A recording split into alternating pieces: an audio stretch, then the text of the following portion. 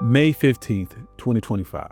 Flames engulf Louisiana's famed Nottoway Plantation, reducing one of the largest, most opulent antebellum mansions to ashes. Yet behind its striking columns and its polished chandeliers and its lavish rooms lay a unsettling truth, a history woven into America's darkest fabric, the exploitation and oppression of enslaved Black lives. So today we're going to peel away the layers of grandeur and confront the powerful, uncomfortable narrative hidden behind Nottoway Plantation. So join me today while we discuss the destruction of Nottoway.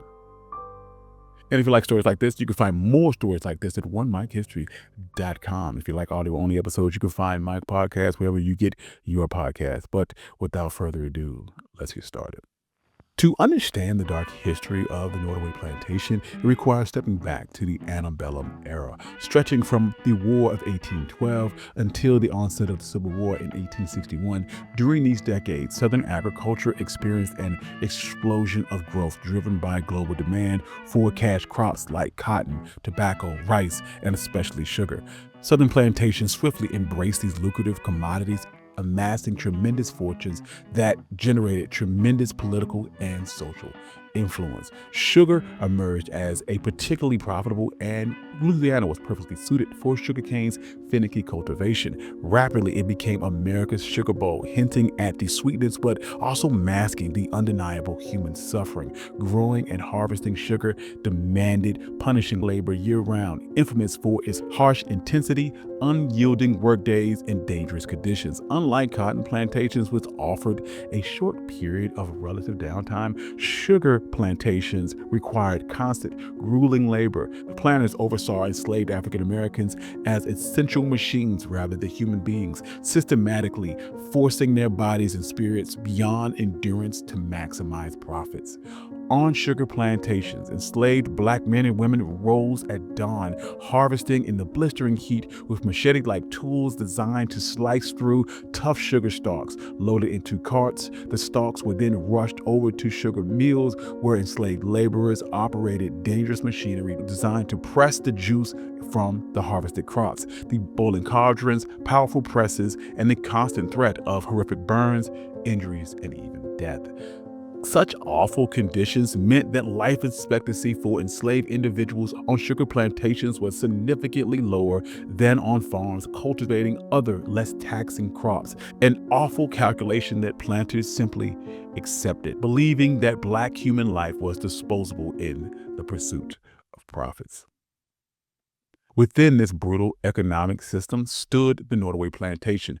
Positioned proudly on the banks of the Mississippi River, it was established in 1859 by John Hampton Randolph, a Virginia planter who migrated southward to exploit Louisiana's sugar boom. Nottoway quickly became emblematic of Southern wealth and power. Randolph understood the lucrative possibilities sugar cultivation offered. In the ambitious and unrelenting pursuit of wealth, he eventually controlled over 6,200 acres of fertile land, with 1,200 of those acres being exclusively dedicated to sugar production.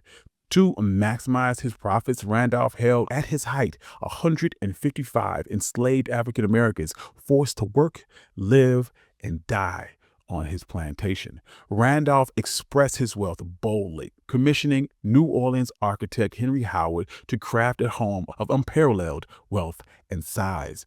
Built largely from local cypress timber, sourced, prepared, and painstakingly assembled entirely through enslaved labor, Nottoway Plantation stretched nearly 53,000 square feet with 63 opulent rooms, 156 doors and windows, state-of-the-art gas lighting, advanced indoor plumbing, and 22 towering columns gracefully overlooking the riverbanks. Upon the mansion's completion, Randolph went as far as destroying the architect's original plans, preventing anyone else from recreating Nottoway's splendor. Yet, beyond the marble tile and the intricate embellishment, each breathtaking room stood as a monument to human suffering. Nottoway was not merely a mansion, it was a gleaming monument to Randolph's wealth, built entirely on stolen freedom, relentless suffering, and enslaved labor. Life in Nottoway resembled life at countless plantations across the South, marked by constant physical exhaustion, terrorizing violence, and emotional torment. Randolph's enslaved workers spent their days planting, cultivating, and harvesting sugarcane under the punishing Louisiana sun. Overseers forced an atmosphere of relentless productivity, threatening and inflicting physical punishment through brutal whippings and beatings. Families lived under the ever-present threat of loved ones being torn away, sold off, and separated forever at their master's whim, creating psychological scars and emotional torment through countless generations. Within this stark and humbling slave quarters, life was a testament to resilience amidst brutality. Enslaved black men, women, and children endured unimaginable hardship and humanity systematically stripped away through relentless deprivation and oppressive surveillance embedded into the plantation's architecture itself. Yet, as tensions grew across America, the eruption of the Civil War in 1861 thrust plantations like Nottoway into uncertainty, threatening the very foundations of their existence and the complex systems of forced labor upon which they relied. Battles raged across the country, and freedom became entangled for millions of enslaved people, and the era of relentless oppression began to crumble. By the war's close in 1865, Nottoway's plantation stood remarkably untouched, only bearing minor physical scars of the conflict. Only a stray grape shot lodged into a once pristine column hinted at the turbulent times that the mansion had endured. Yet, beyond this facade of longevity and grandeur, the harsh realities of the post-war South quickly closing in. For planters like John Randolph, they were once powerful and prosperous through enforced and unpaid labor of enslaved African Americans. The war's outcome shattered their economic dominance. Suddenly confronted with the abolition of slavery, Randolph and contemporaries were met with a grim economic reckoning. Thousands of acres of cultivated fields they had relied on for enslaved labor dramatically shrunk, leaving owners burdened with mounting debts and dwindling fortune. Nottoway's once thriving estate, spanning thousands of acres, was eventually reduced down to just 800 acres. Yet, across the South, plantation owners grappled desperately with ruin. The Southern economy staggered. Once wealthy planters faced an uncertain future.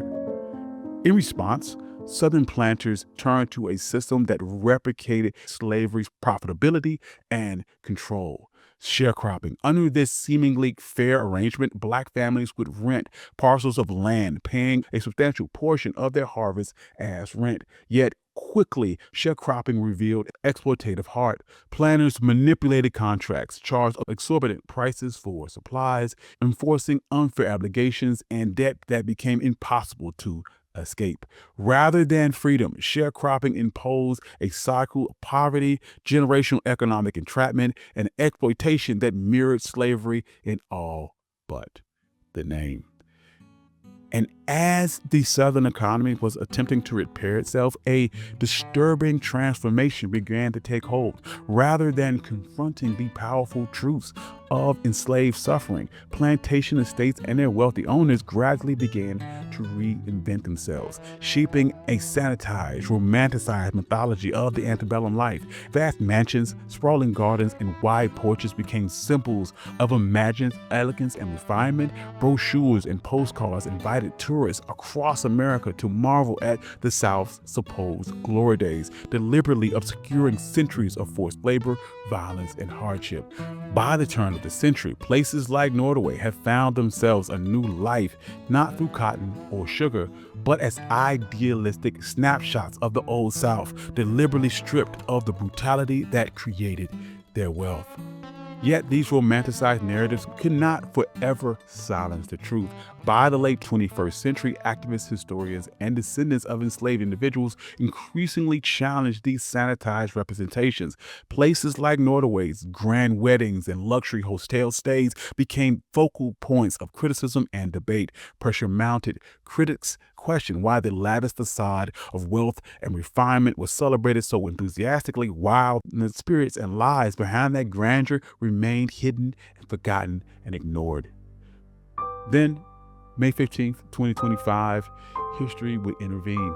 A fire broke out in a small second-floor bedroom, unnoticed at first, but swiftly growing. Flames soon engulfed the entire southern wing, consuming furniture and drapery, spreading passionately from room to room. After lengthy efforts from firefighters, Nottoway's mansion was reduced to smoldering ashes by dawn. The mansion that once stood resiliently for 166 years was nothing more than fiery rubble. The loss of the mansion sent emotional tremors through Louisiana's community and the wider South. Some mourned the disappearance of beautiful architecture and craftsmanship, others the erasure of an economic symbol. Yet, for me, Nottoway's destruction felt more symbolic, a purging of a site that had long obscured a miserable history beneath its deceptive charm. The fires did more than destroy brick and mortar, it burned away years of romanticized illusion and hollow nostalgia, laying bare a reality of exploitation and trauma concealed beneath. Just upriver, a contrasting reality stands in the Whitney Plantation, where the truth of enslavement isn't softened or romanticized. There are no weddings or photo ops. Instead, it presents enslavement in all its honesty and dignity, demanding the respect and reflection that it deserves. In Nottoway's fiery loss, we are perhaps given an opportunity to honor the truth, to dismantle long-held fantasies, to reshape our collective memory, and to understand the breadth and depth of American slavery, uncovering the authentic narratives long hidden behind idealistic facades. Though the flames consumed the mansion that embodied generations of distorted storytelling, the true history, resilient, haunting, remains stubbornly alive. By confronting these painful truths, we ensure that its legacy, the real legacy, will never again be hidden behind columns and grand staircases. Thank you. I'm your host, Country Boy. This was One Mic Black History, and this was the destruction of the Nottoway Mansion. If you like stories like this, you can find more stories like this at onemichistory.com. Also, I have a Substack. You can find me at One Mic History. Come join us. If you'd like to support the channel, you can do so on my Buy Me Coffee Patreon page in the description below. I also have audio-only episodes. You can find my podcast wherever you find your favorite podcast. And I'd like to thank all my financial contributors. I love you all. Without you, none of this could be possible. Peace.